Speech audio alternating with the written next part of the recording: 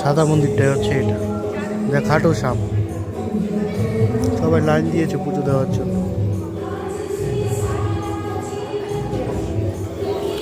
উপরের ঝাড়বাতিটা তো খুবই সুন্দর, দারুণ বানিয়েছে খুবই।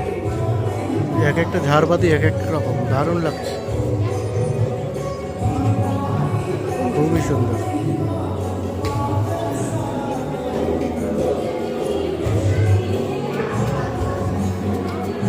খাটু শ্যাম কইতার নি কেটা? খাটু শ্যাম হয়েছে ভীমের নাতি।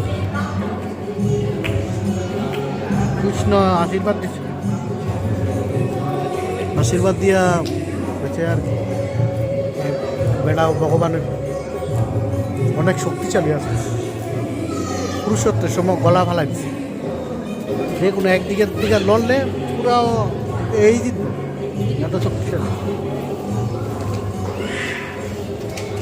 তো সবাই এখানে প্রার্থনা করছে।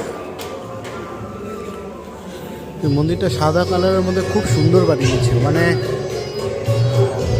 অনেক লোক প্রার্থনা করতে এসেছে।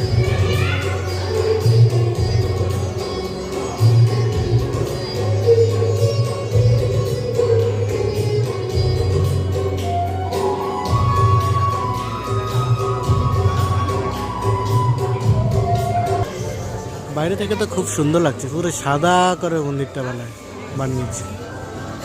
মারোয়ারি মন্দির যে বোঝা না, মানে তারা বেশিরভাগ সাদা কালারটারই প্রেফার করে বেশি, বুঝছো?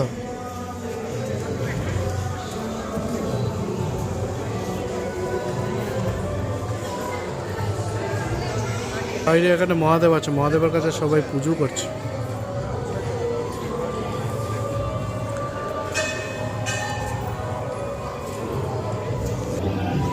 এই হচ্ছে মন্দিরটার ভেতরে যে আসলাম আমরা, আগে যে দেখাতে পারিনি। রাধে শ্রীকৃষ্ণ,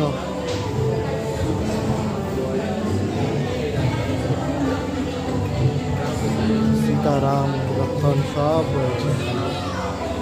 আর এই পাশে হচ্ছে লক্ষ্মীনারায়ণ, অনেক গ্রন্থ, আর এখানে অনেক ঠাকুর রয়েছে। এই দিকটা হচ্ছে পুরো দেখার মতো। আর হচ্ছে এখানে যে মিডিয়ালের মধ্যে রয়েছে যে আমাদের মা গৌরী, যে বিপত্তারিণীর দৃশ্যগুলো, হনুমানজি, মানে সবগুলো না একটা পিঙ্ক কালারের ড্রেস দিয়ে তৈরি করলো জিনিসটা। আর উপরেরগুলো পুরো কাঁচ দিয়ে বানিয়েছে, পুরোটা কাঁচ দিয়ে। এটাই তো অবাক।